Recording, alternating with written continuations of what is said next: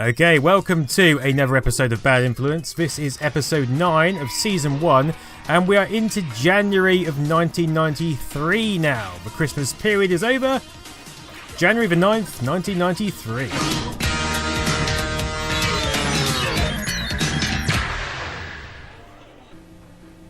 Hiya, welcome to Bad Influence. Hello, Andy. Start the new year with a look at the newest format.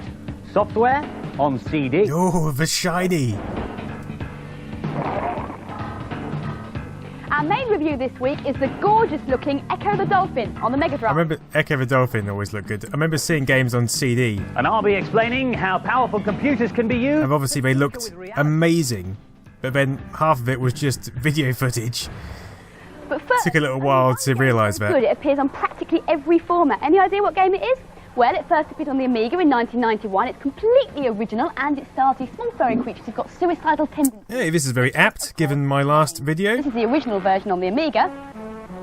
And Lemmings. This trapdoor in the ceiling, and you've got to guide them safely home. That trapdoor, I could never work out what it was. I always thought it was like a sort of cut-off rectangle. They just walk into things and walk off things. Because it's a 3D perspective in a 2D landscape, isn't it? One into a digger, so he can dig down and they can get home. And this level's very easy because it's the first one. But in later games, you need to use all the various different skills to get the right way. That last Lemmings going to die, Violet. To float, so they float down from heights, or climbers, so they climb over things.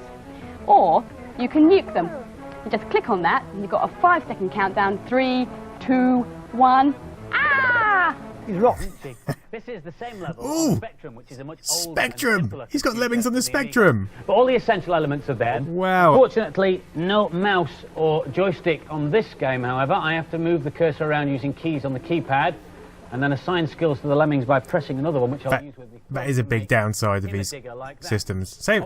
Same as the Mega Drive, it was never quite the same. And there aren't many colours to play with either. On the Mega Drive, because of the joypad, it's just... 80 or 100 on some of the more advanced levels. On this game, you'll never be asked to deal with more than 20, which is about my limit. And it's always best on the Amiga because the mouse movement is so much smoother. I think it runs at 60 frames per second and has a high DPI compared to other machines like the Atari ST. So that they don't fall off the platforms. And when you think things are going swimmingly, which they're not exactly at the moment, but now I've made that one a blocker they are. Nice one, Violet. Press on this and they come out 5 times faster. Which means you can also test your skill because you've got to get there a lot quicker. And I think I'm going to lose a couple here. Ah! The thing about the first game is you couldn't speed them up mid-flow, could you? You couldn't make them walk. You couldn't speed up time. That was introduced in the second one. Oh, Violet, you're letting them... We're going to go home there. The latest version of Lemmings is the Game Boy. And as you can see, they're tiny backgrounds and tiny sprites, but it all works.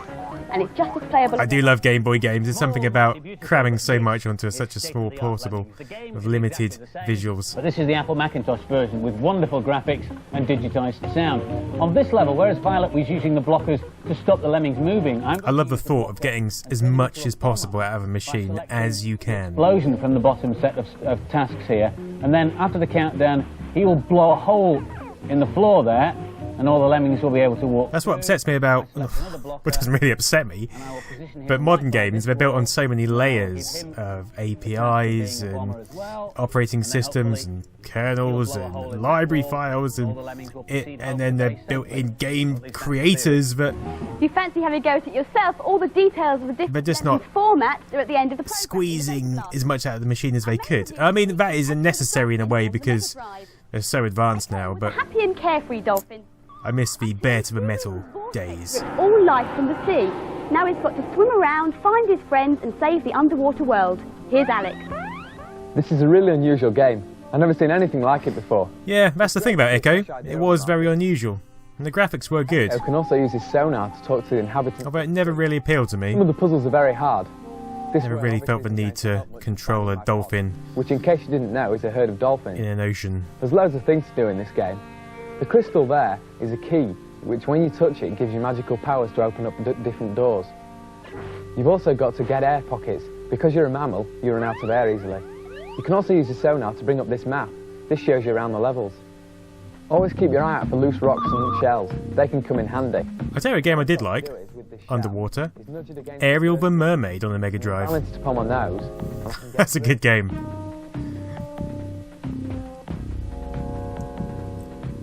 The There's loads of baddies on this level. These pufferfish you've got to headbutt and then you can get past them. Oh, such a violent dolphin. I thought they were supposed to be friendly creatures. I gave this one 4 marks, and I'd definitely buy it. It'll last for ages. This is really gorgeous. I like the fact that you've got to solve a mystery. This is a really brilliant game. Everyone raves about this game, but I didn't like it that much. The graphics are good, and it's a good original idea, but it didn't keep me interested for long. Yeah, I agree, mate. And so the final scores for Echo the Dolphin. Echo the Dolphin Gave it an excellent 4 on the Master System is good as well. They gave it 4 out of 5 too. I always loved to have a Master System kept up. Happy New Year, slimy foot. Happy New Year, Nice one. I was going to call him Ram. Loads and loads of cards. And here it is. Ram would work. Thank you very much, Daniel Champ from Gillingham. Anyway, on with the 1993 cheats. Now this one is for a game called... If you look back at some of these episodes, all you have to do... and forward, pause the game. Nam does a lot of Amiga cheats. CC-171.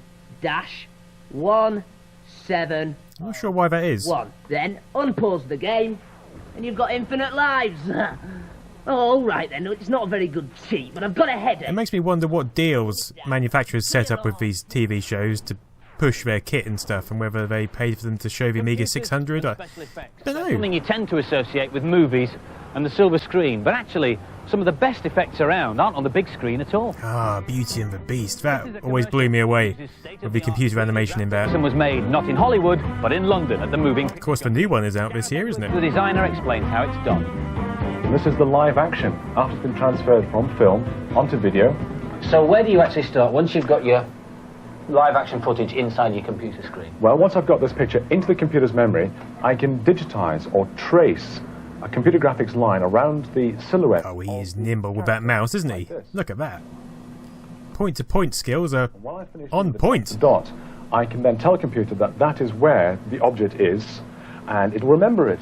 Right. Which is like the very first place. It'll remember it. with the transformation Sounds a bit pedantic, doesn't he? two-dimensional picture into a three-dimensional object. Now I can tell a computer to go into its animation mode and play back for me the frames that I've digitized into the computer's memory.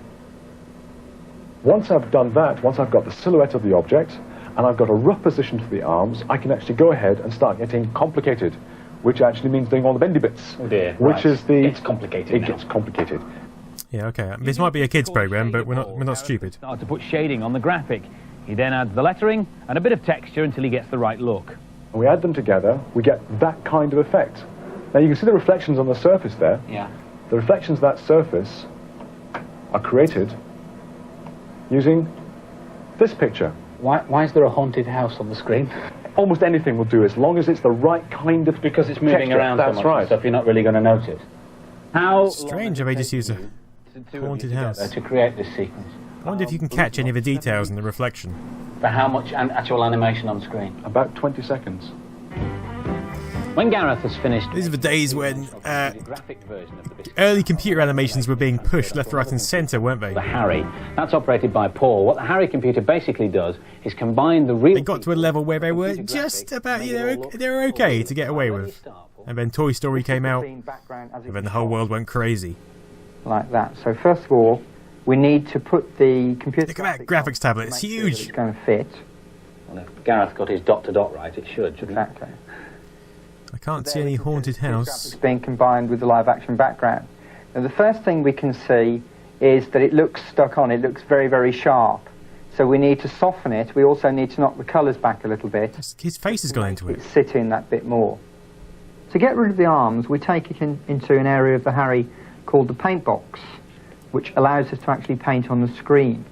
So frame by frame, we have to cut out areas of the picture, and then we stick those down onto the area of the picture where the arms are, which enables us to remove the arms. The Harry machine is the one which adds all the finishing touches.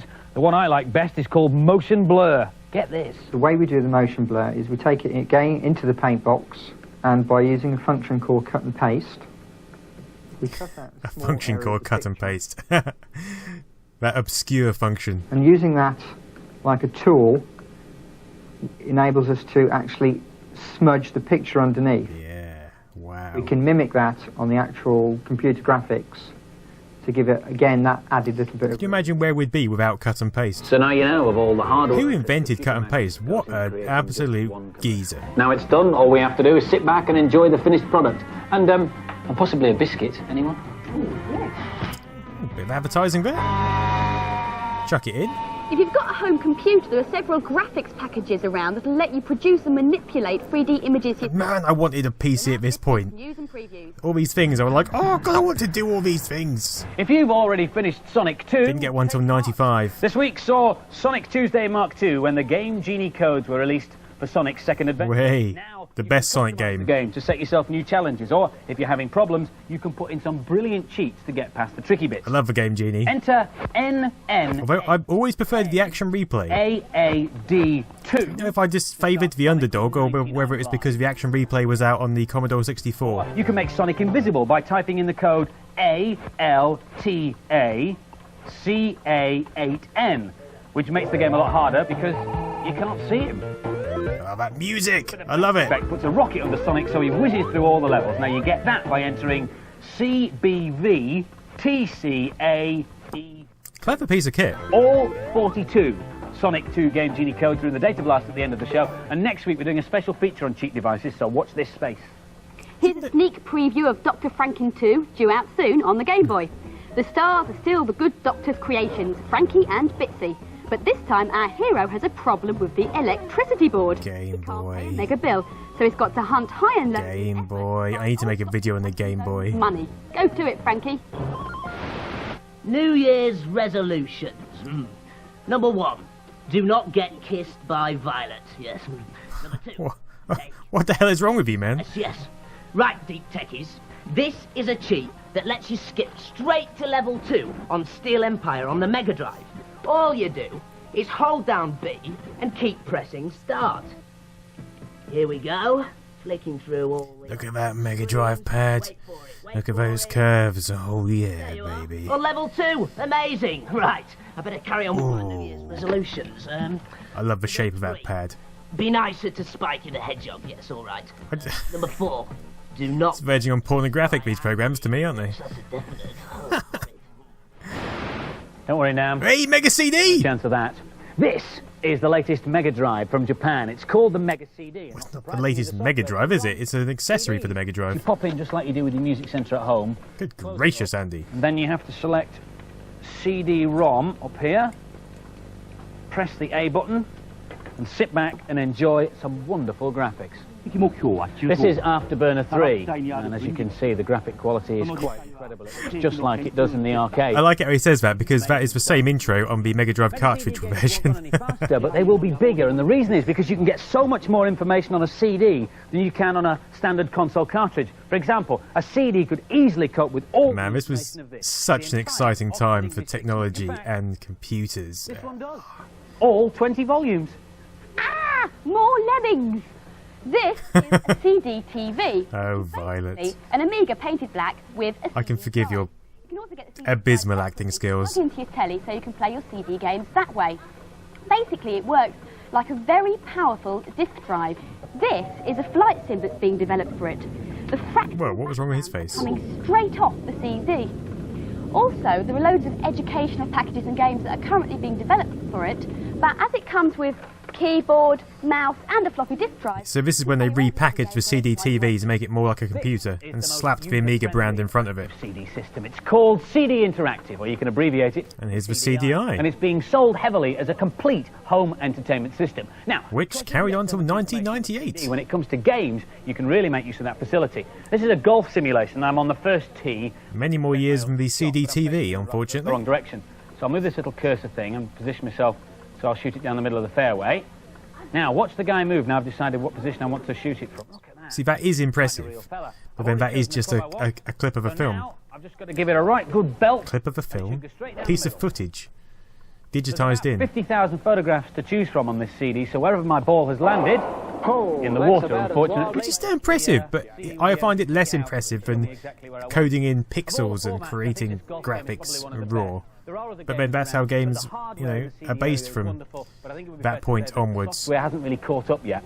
You can also play your music CDs on this, and you can get TVs and film. That was a big selling point. Having a CD player was a big selling point. Compatible with the Kodak Photo CD system that allows you to put your family snaps on a CD at somewhere like Boots. I'm not sure how big a selling point that was. I hope can you hold this? Oh, she's got a Master System too. Computer, a console, a library full of books, an old shoebox full of snaps, a CD player. Oh, a CD player. One of these. It is a portable CD and computer. It's a Sony Data Discman. And whilst it can't do all the things that its brother can do, it's getting there and it's portable. And they didn't take off, did they? And now for some more games reviews. Magical Quest is yet another game starring Mickey Mouse. There were quite a few. Hot on the trail of his missing mate Pluto, who's been snatched by evil Emperor. I'm not a huge fan of Mickey Mouse games. Graphically, they look good. It's a game. It's easy to pick up. Again, they worked really well on the Master System because it had such a bright palette. An enchanted world, so the most unusual things can happen. I don't know. I'm not generally enamoured by a lot of Disney stuff, except for the sort of Renaissance 1990s film era with like Lion King and Aladdin and Beauty and the Beast.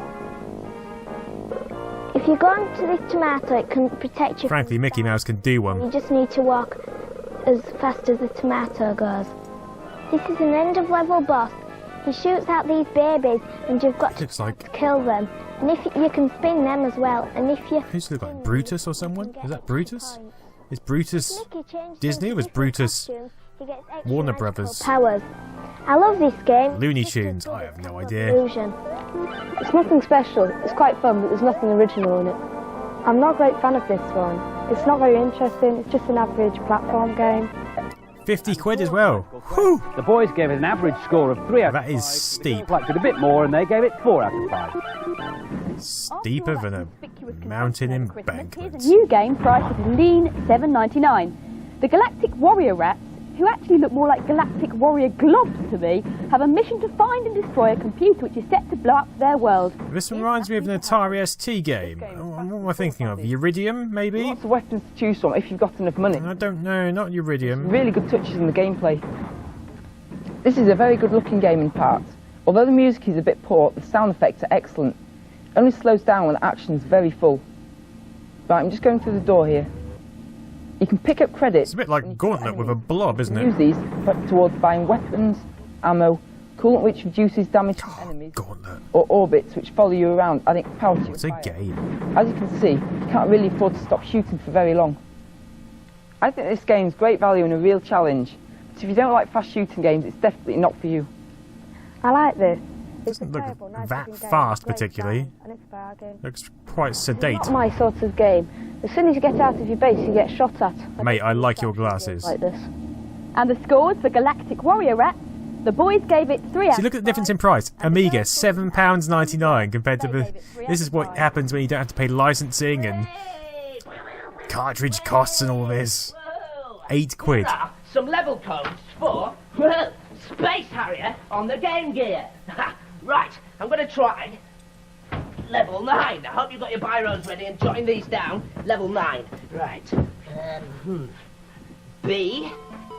F. Yeah, I also want to do a video on the Game Gear. I put a poll out to patrons the other day about what system reviews to do in the future. Lynx came very high. It's riding very high at the moment, as is Amstrad CPC, which I did pick. I picked one up today. So Live long and prosper, Nam. If you want to record the data blast, set your video recorder now. Last week's competition was to win... Oh, the worst competition prize in history. Take That and Party, and the winners' names are going across the bottom of the screen now. If you look at the winners, I bet they are 90% female. Names of the 2 bands the boys were in before they formed Take That.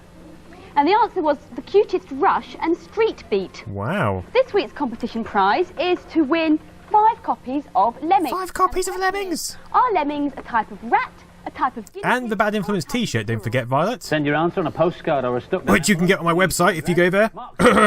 To reach us no later than next Monday. What was that? And don't forget to tell us what format you would like Lemmings on. Hope you've enjoyed the programme. We'll see you next week. I did enjoy the programme. Thank you, Andy. Thank you, Violet. I will watch the Data Blast with courage and haste. Oh, Backdoor Nintendo Review. Sega Top 20. I think I paused this and went through this once. Never again. Anyway, thanks for watching this episode. See you next time. Goodbye.